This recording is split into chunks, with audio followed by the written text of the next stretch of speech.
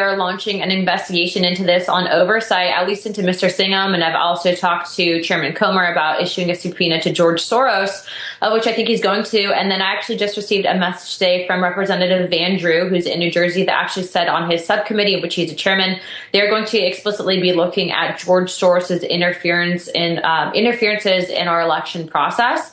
I want to know the same thing Senator Hawley wants to know, and also the American people deserve to know. These NGOs, or as I call them, BGOs, basically government organizations, are funded in large part by tax dollars, and tax dollars shouldn't be going to fund this kind of lawlessness, John. And we need to have the answers, because in the future, our greatest job is to protect our citizens and our constituents, and not funding this kind of mayhem. The exact group behind the Transition Integrity Project, which explicitly plotted in the height of the George Floyd riots, ran a war game about how the Biden campaign, in case Trump won in a clear win scenario, clear Trump win was the name of their scenario, scenario 3, this is in June 2020, how the Biden campaign could get racial justice activists from these riots to be, quote, receptive to a Biden call to take to the streets, and plotted what needed to be done to resource them and to cultivate relationships with Black Lives Matter's senior leadership and community leaders so that they would owe the Biden administration favors in case they need to be called on. And lo and behold, who pays them $50 billion?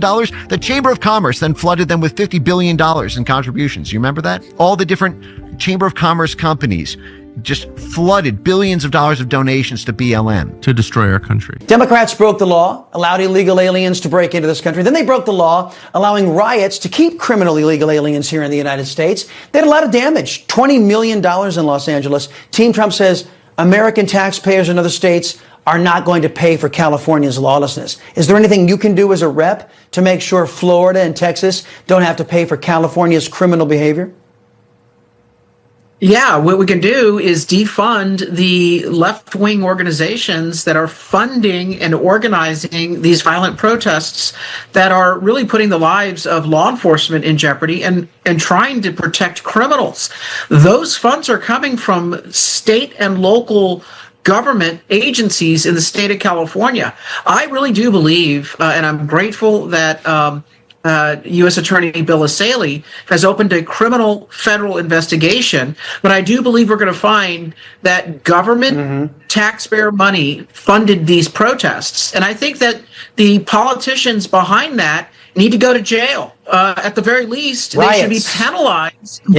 They should be penalized by the federal government for costing so much money.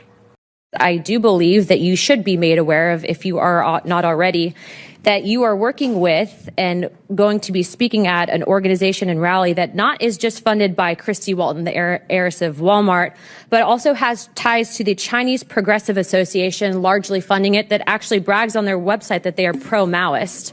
And when you use brown people, just like they use black people with BLM and Marxists during BLM to usher that in, when you use brown people and you put Mexican flags with them saying that you stand up for illegal immigrants, but you follow the money and it's going back to the Communist Party, what you're essentially doing is using your platform as elected officials, the trust that the American people have put in you, essentially to usher in communism. You're not actually fighting for American values. Don't roll your eyes, because it's a serious topic, and that's where the money's coming from. Indeed. And by the way, this brown person wants nothing to do with those leftists. Let's expand the conversation with Florida Congresswoman Anna Paulina Luna. It's great to see you, Congresswoman. How concerned are you that not only is the Democrat Party ideologically aligned with communist China, but online sleuths and congressional Republicans, they're tracking Democrats funneling taxpayer dollars to these NGOs that are closely tied to the CCP?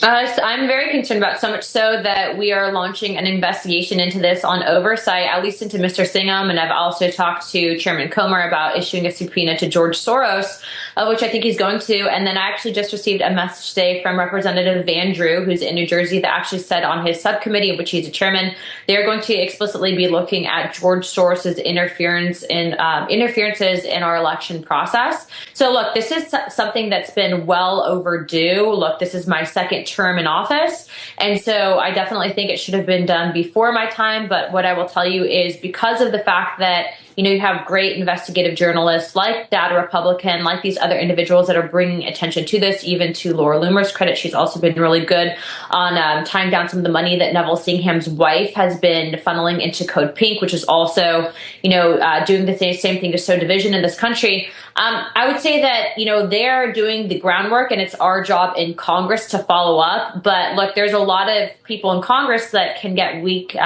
stomachs on these topics. And so we need the American people to hold them accountable.